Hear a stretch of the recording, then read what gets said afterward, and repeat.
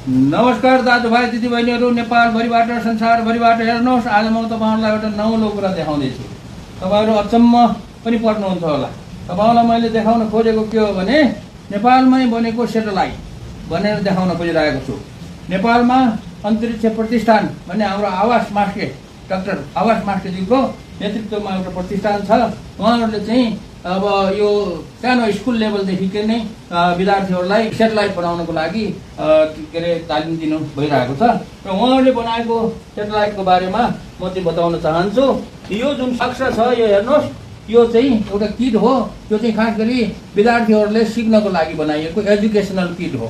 यो किटमा चाहिँ अब यो कसरी चाहिँ सेटेलाइट बनाउने भनेर चाहिँ यसमा पुरा मेनुअल चाहिँ उहाँहरूले यो राख्नु भएको छ र यो मेनुअल अनुसार हेरेर चाहिँ अब सानो नानी बाबुहरूले यो जोडेर आफै नै चाहिँ एउटा सेटेलाइट बनाउन सक्नुहुनेछ र यसको बक्स चाहिँ यो अनुसार छ। हेर्नुहोस्, यस्तो किसिमको एउटा बक्स हुन्छ। यो चाहिँ एजुकेसनल किट हो।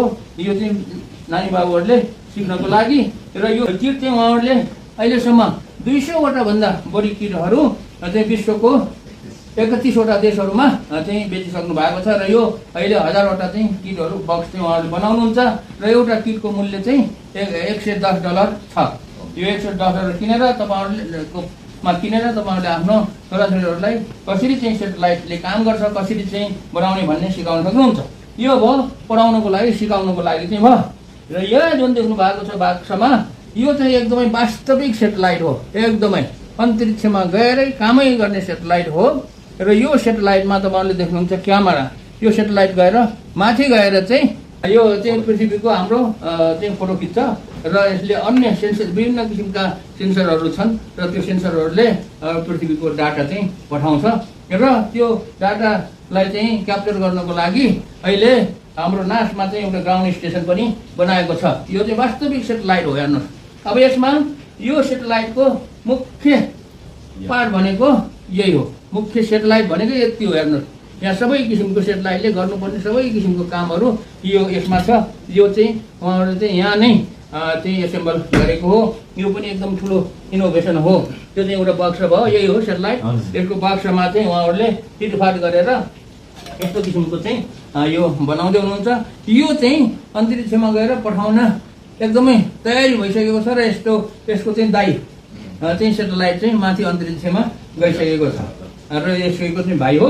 र यसरी चाहिँ नेपालमा छोटो समयमा पनि सेटेलाइट बन्न सक्छ, बनाउन सकिन्छ र बनाउनको लागि धेरै पढ्नुपर्छ भन्ने छैन। किनभने यो सबै सेटेलाइटहरू जो छ हामी उहाँहरूले चाहिँ स्कुल लेभलमा गएर चेपाङको बच्चाहरूलाई पनि उहाँहरूले सिकाउनु भएको छ। स्कुलमा गएर सेटेलाइट कसरी बनाउने भन्ने चाहिँ तालिमहरू पनि दिँदै हुनुहुन्छ।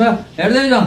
अब अलिकति बल गर्ने हो भने हामी नेपालीले पनि यो अन्तरिक्षमा सेटेलाइट चाहिँ छोड्न सकिन्छ। ल नमस्कार। तपाईँहरूलाई कसैलाई यो किट किन्न चाहनुहुन्छ भने $110 हो। खासमा चाहिँ सम्पूर्ण किटहरू छन्, सम्पूर्ण सामानहरू छन् र यसलाई चाहिँ जोडेर यसको मेनुअल सहित यसले चाहिँ कसरी जोड्ने, के गर्ने भन्ने कुरा यहाँ देखाउँछ।